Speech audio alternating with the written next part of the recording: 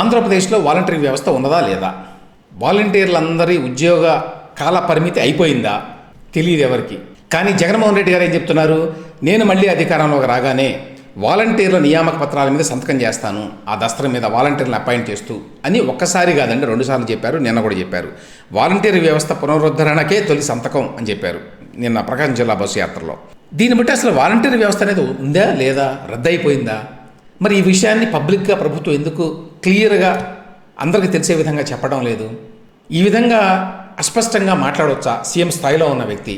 Volunteer వ్యవస్థని ఏర్పాటు చేసింది జగన్మోహన్ రెడ్డి గారు, ఆయన ప్రభుత్వం. ఎంతకాలం ఏర్పాటు చేశారు? ఓన్లీ 2024 వరకే, ఎన్నికలు జరిగే వరకే అపాయింట్ చేశారా వీళ్ళందరినీ? కాదా? లేదు, వీళ్ళ మిగతా ఉద్యోగాల్లాగానే అపాయింట్ చేసి వాళ్ళందరినీ తొలగిస్తూ ఈ మధ్య కాలంలో ఏమైనా మీరు జీవో ఇచ్చారా? అది కూడా తెలియదు. కానీ పదే అయినా వాలంటీర్ వ్యవస్థ రద్దయిపోయింది, తెలుగుదేశం వాళ్ళు వాలంటీర్ వ్యవస్థను రద్దు చేయించారు అనే మాట వాడుతున్నారు. వాలంటీర్ వ్యవస్థని ఎవరు రద్దు చేయలేదు అఫీషియల్గా. బయట అంటే ఎన్నికల సంఘం వారు ఏం చెప్పారు? ఇదిగో ఈ పెన్షన్ వ్యవహారాలు, ఇతరత్ర డబ్బులు ఇచ్చే వ్యవహారాలు వాలంటీర్ల చేతుల మీదుగా కాకుండా ప్రభుత్వ ఉద్యోగుల చేతుల మీదుగా చేయండి అన్నారు. అంతే, అంతకుమించి ఏం జరగలేదు. కానీ జగన్మోహన్ రెడ్డి గారు పదే వాలంటీర్ల వ్యవస్థ రద్దయింది, వాలంటీర్లు పెన్షన్లు పంచకుండా తెలుగుదేశం పార్టీ వాళ్ళు అడ్డుకున్నారు, వాలంటీర్ వ్యవస్థని రద్దు చేయించారు, నేను మళ్ళీ అధికారంలోకి రాగానే వాలంటీర్ వ్యవస్థను పునరుద్ధరిస్తాను అనే మాట చెప్తున్నారు.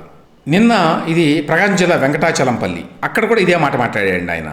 ఇప్పుడు పాయింట్ ఏమిటంటే, రద్దు చేస్తే ఆ జీవో ఏమైపోయింది? జీవో ఉండాలని దాచిపెట్టారా దాన్ని?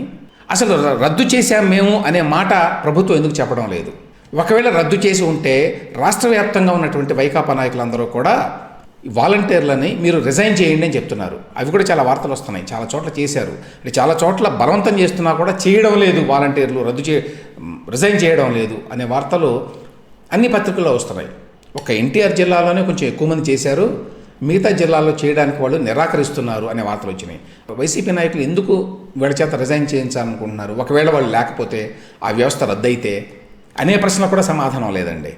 వాలంటీర్ల వ్యవస్థ ఉన్నదా లేదా? మీరు రద్దు చేశారా? రద్దు చేస్తే ఆ జీవో ఏది?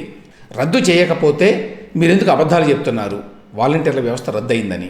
ఈ ప్రశ్నలను అడగాల్సిన బాధ్యత ఎన్నికల సంఘం వారి మీద ఉంది.